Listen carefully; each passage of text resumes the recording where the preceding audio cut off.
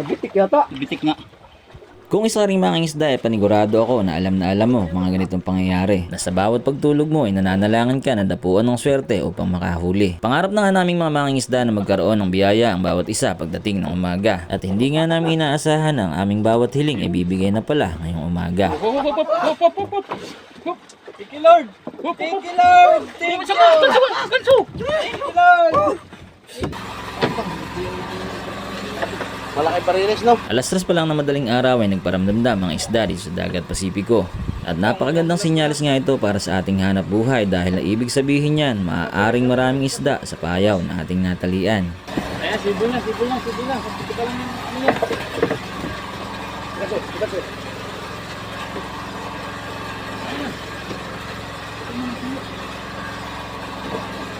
Tagalin mo na tali. Ay, patay yung pamaris mo kay Eric. Kalutang. Yan yan. Nailog yan. Uminasok kita lang, Juan. Pati yung aking Ano yan? Ano yun sa kapal? yung kadali, yung makakatay ito. Dito, sa patroli.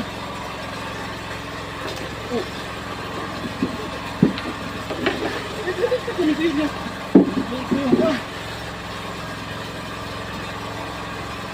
Putol. Putol na, amigo. Oh, kutsilyo. Dali.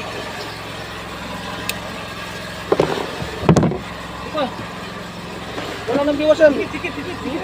Inakala nga namin na normal size lang ng mga tuna ang dumawi o pasibad na isa sa aming mga kasamahan dahil sa umpisa ay mukhang malambot naman itong hilahin. Ilandi pa na nga lang sana ang lalim ng isdang ito nang bigla itong bumigat at tumakbo ng malakas. Teka. Ay.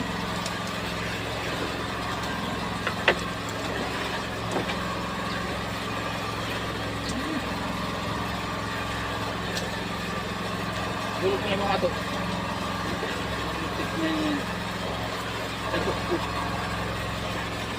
Wow, na. Ay, sumayo. Yung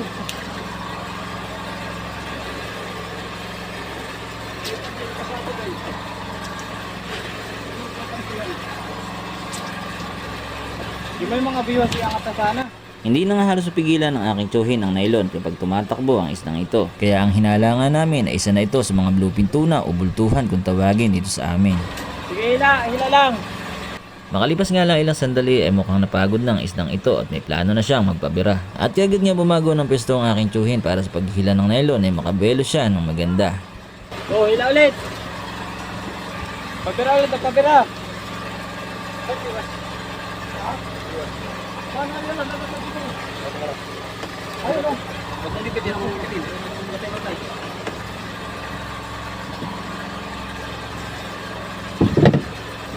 Nakita mo na pang iskap na yung kwit? Hindi gano'ng kalakihan? Mas lang malaki. Oo, paano lang yan? Barilis nga.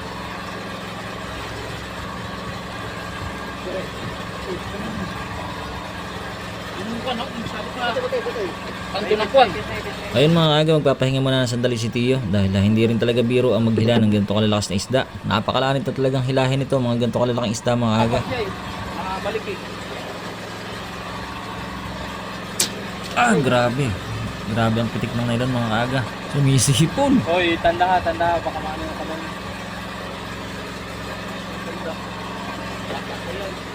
Diba, tanda ba sa nylon? Bahagyang sumasama na naman nga ang isdang ito kaya kailangan ng paspasan sa pagbira dahil mukhang lumalambot na at sana ay tuluyan na talaga itong sumama. Aray mo! Bakit?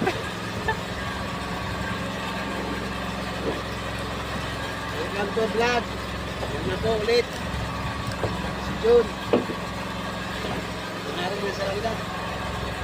Uwi ka na, mga katama. Don Jun! Inasahan na nga namin na tuloy-tuloy na maahon ang isdang ito dahil nagpapahila naman ito ang tuloy-tuloy. At hindi nga namin inaasahan na sa muli nitong pagganti ay doon na pala mapuputol ang nylon. Hindi na nga lamang nakuhaan ng ating camera. Another bultuhan na naman. Another bulto. Baka ibigay na ito. Tatlo na po kami bumibira nito. Nandun pa yung isa sa ulian. Lakas magdas pa yun. Uy, bangaw ka. Matapos nga tayong hindi magtagumpay sa unang bultuhan ay ito, may panibago na naman padawi o pasibad at sana ay patuluyan na itong maahon para maka-experience na naman ulit tayo ng mga pagpakyat ng bultuhan. Sa mga nakarang taon nga ay 2 blue pinto na ang nakyat sa bakang ito. Sabi nga ni Kuya Jun eh, huwag na nga daw natin pangharapin eh, umakay dyan naman palagi.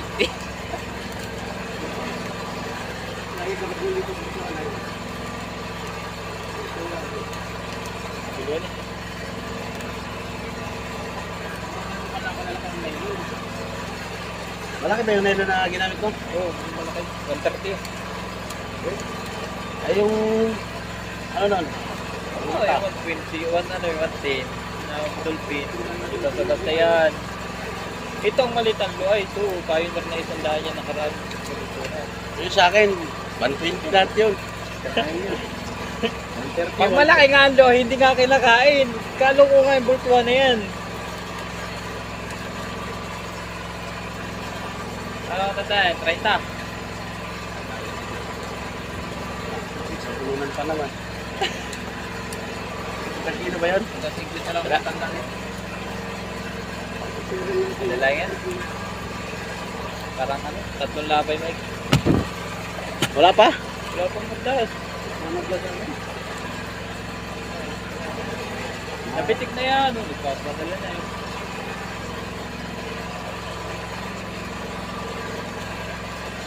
Mapagpura namin ako. Sabi mo lang makapait. Pwede, yung matulog. At sa wakas nga mga agay, nakuha na rin natin ang unang pulunan pero napakahaba pa rin po ng nelo nito at dahang di pa rin ang ating bibilangin. At sana naman ay tuloy-tuloy na pagsama ang isdang ito para tagumpay nating maisampa at maiuwi sa tabi.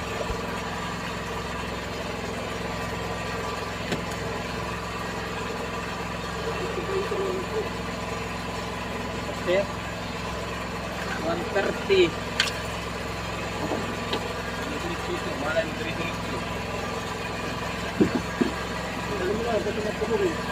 Kaya, baka marami.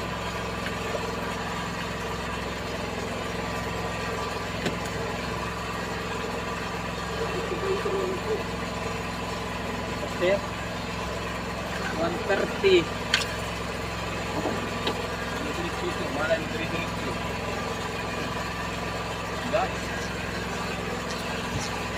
Oo, kita-kita ka sa video ha. Mag-hi kayo dyan, mag-hi. Ay, mga kawan, mga kakakakakaka.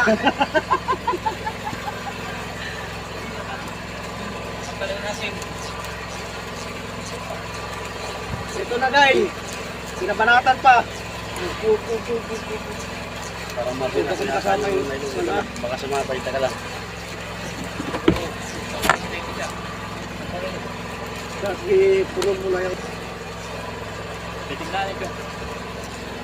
Mabigat lang, pagkila ito, mabigat lang. Habang lumalapit nga isdang ito ay lalo naman itong bumibigat kaya bumabagal ang paghihila ng ating mga kasama.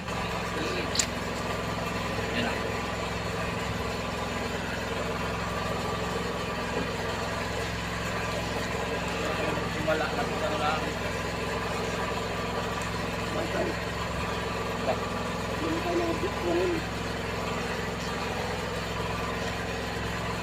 Yeah, sama.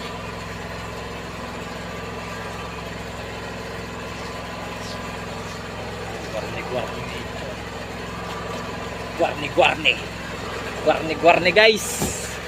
Kami inabutan na ng bultuhan guys.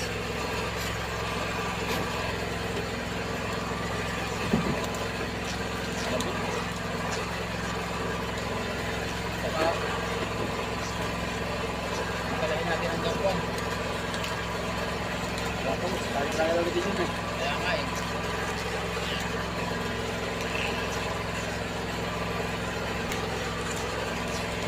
Ayan guys, wala na kayong masabi pa. 2 cellphone na nakakuan, tutok. Hati niya din. Pwede rin. Are sa akin sa ilalim.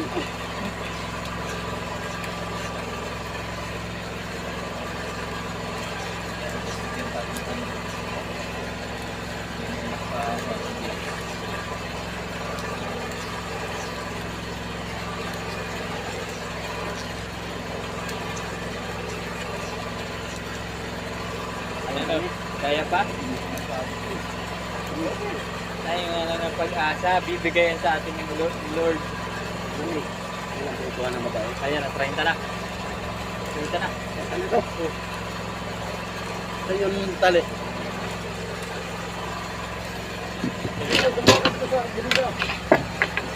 Sa budiga. Naunat yan, naunat. Dito ka. Ano budiga? Wala, iwas mo dito na. Ito yung isang dito ko pa.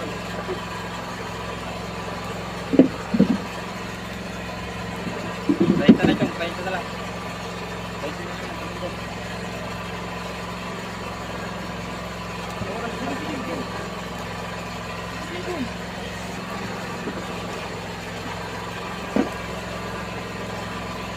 Medyo mababaw na nga isdang ito ayon sa matanda ng nylon at oras na para maghanda ng mga gagamitin kung sakali mang lumutang na ang isda.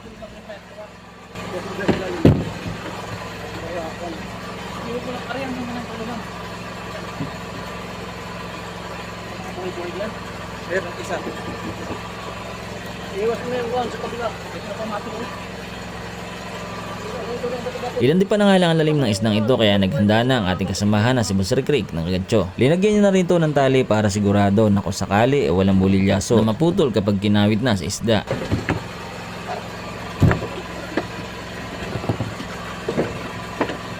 Yung sirok. Tandang dyan.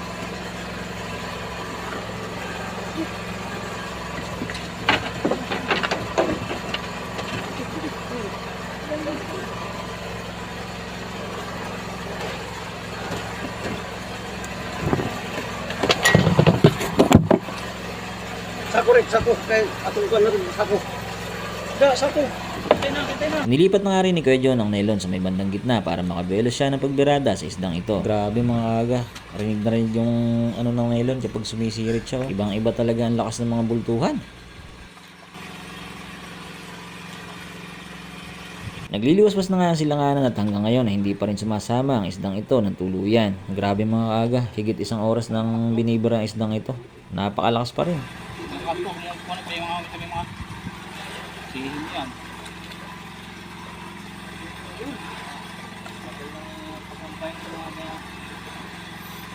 Matigas birahin niyang mga bigay na malalaki.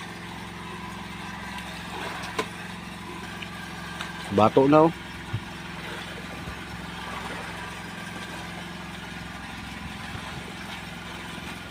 Magliliwanag na tuloy pa rin sa paghihila ng mga nylon ng ating kasama. Ilang oras na rin na nakalipas at patuloy pa rin sa paglaban ng isdang ito. At palitan na sa paghila ng nylon yung dalawa ng tiyo kahit ang mga kamay nila ay napakalanit na raw. Yung guantes. Oo, pa ano yun? Pampahina daw ng kwan.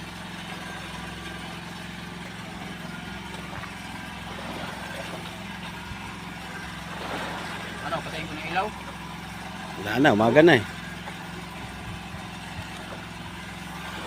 Maliwanag na nga mga kaagad, ito naman ang sitwasyon ngayon. Patuloy pa rin hinihila ang mamaw na isda pero ayaw pa rin itong sumama. Yang puting-puting gani.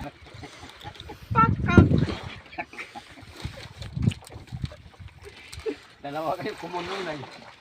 Ikaw lang, kayong dalawa. Ako pasaheros lang ako. Ayun mga aga, ito nga pala yung ano, siya nga pala yung may pasibad ditong mamaw na tuna na to. Hanggang ngayon binibira pa rin. Napakaswerte na idol. Mababaw na. 40. Yan, nasa 40 na daw ulit mga aga. Grabe, nakatakbo kasi ito kanina nung hinihila ni Kuya John. Ngasar pa. May ulan na. Patak-patak ng ulan eh. Nandun yung gagawin na tukod. Ganyan to niya pag nagbira. Oh, budi mo nga. Uy, di malaria ka man manlol. Pinakantuhan nga namin. Yung mga aga, ganito kami dito sa laot. Kahit medyo nahihirapan na, ay tumatawa lang kami para quality ang buhay. Parang JP yan eh. Yung pagkasali sa abing kapag magaling maglaro ay kailangan Ayaw na, di na. Nako. Mukhang tatakbo na naman yata palalim to mga aga. Ayan, sana naman ay wag na para hindi na masyadong magtagal at hindi na rin mahirapan ang ating mga kasamahan sa paghihila nitong nylon. Kaninang-kanina pa, talagang mga kamay daw nila nagpapanglanit na. Hindi rin nakakala.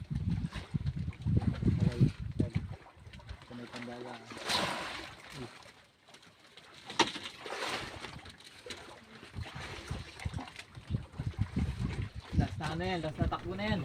Oo, nako, sana nga. Sana ilas na takbo na nga yan at mahila na itong tulo yan. Ayan na, ayan na, ayan na. Sasama na yata mga aga. Magandang balita to. Tubo na natin ng parakit, halaw na rin naman mga barilis.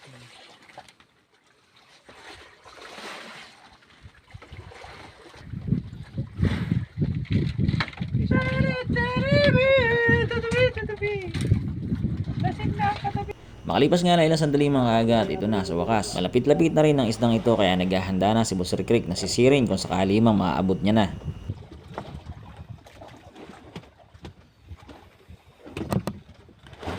Ayan mga aga, naaninag na yata. Silipin natin. Malapit na to. Hindi na nga rin nagtagal mga aga, tumalo na ang ating kasama para silipin niya kung kaya na bang abutin ang isda. Kita na. Kita na, nanay. Kita na, Rick. Sasampun di pa na iya eh. Ah, malalim-lalim pa yung 10 di pa. Ha? Hanggang 3 di pa nga lang ang aking kaya.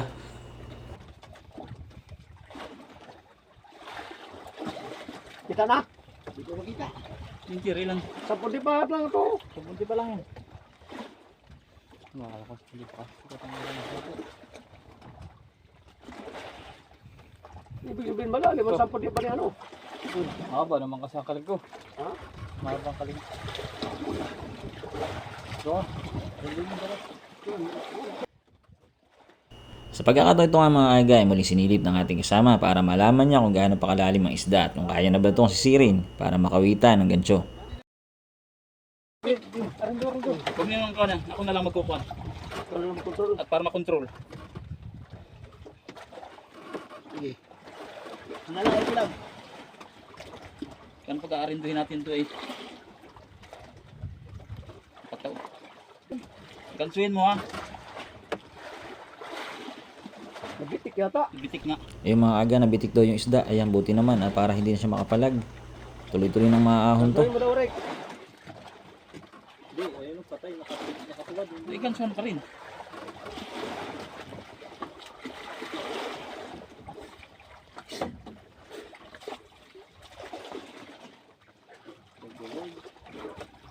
Dadala, dadal.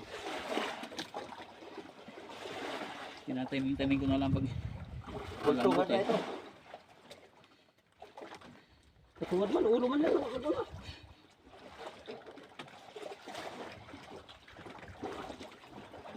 Sa muling ang pagsilip ni Buster Creek ay kumuha lang siya ng hangin at nagbuelo para makasisid na ng maganda. At ilang segundo nga lang siya mga aga sa ilalim ay ito na ang kasunod na nangyari. Pakat. Pakat na. Yun. Hop, hop, hop, hop, hop, hop, hop, hop. Thank you, Lord. Thank you, Lord. Thank you. Ganso. Thank you, Lord. Thank you, thank you, thank you. Gansuan, na po ka. Lalim sakit ang tainga ko. Pakat. Dito ba na? Sakit ang tainga ko. Thank you. Ay, dito ang isang gansuan kay. Sakit ang tainga ko. Ay, buhay pa, buhay pa. Pamalo. Alis. Boom! Thank you, Lord. Ay, naggrada pa. Gapos, ako. Yung buntot ko yan, talunin mo. Tapos lang magpira ng bultuhan. Siluin mo ulit. Siluin mo. Yan, katatapos lang. Nasisid ko na. Pagharap ng ibang lubid. Yan, ituro ko sa unahan. Malaman pa nito, ati sasampa pa namin ito. Nakakapangatal at sobrang saya talaga sa pakiramdam na mararanasan mo yung mga ganitong pagkakataon. Grabe to mga aga, solid na solid. Quality, nagtagumpay rin tayo sa napakalaking bultuhan. Ayan, thank you Lord sa napakalaking biyaya. Bultuhan po, nakuha po. Ayan. Nakangangay. Ayan, nadali po yung bultuhan. Sa pagkakataon ito mga kaigan, problema naman namin ay kung paano namin ito maiahon sa bangka. At buti na lang talaga, malapit lang dito sa area namin yung aking pinsan na nasa bangkang ahaba at saktong-sakto magpapatulong kami sa pag-ahon ng napakalaking tunang ito. Ayan, lalatag mo. Ayan, oh. Alalay.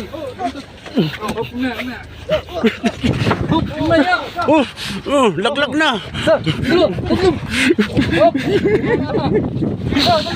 Patos. Okay. Ah, grabe mga aga, ang laki nito. 30 daw, no. Pero sa tingin ko abutin lang to ng mga 200 kilo. Kaya, Yan ganito mga sukat ng isda. malaki to. Pero mas malaki yung nakalagod. Ito, madali lang pinakakuan to. Ayaw mo lang pala po ito, kaya lalaki pa eh. Ako na kayo nahilo. At akong kukuhan mo na nito. Pero walang silahin mo na natin dito. Buti lang talaga at may nakatulong kami sa pag-ahon ng napakalang isdang ito. Kaya maraming salamat sa inyo. Ayan po. Oo, okay na. Ano yung hilo niya? Tama lang yan? Alin? Bawal na ako na. Okay na yan. Ay, natubungan ako ibit para Mamaya na ko yan. Papaslakan ko ng hilo. Okay na.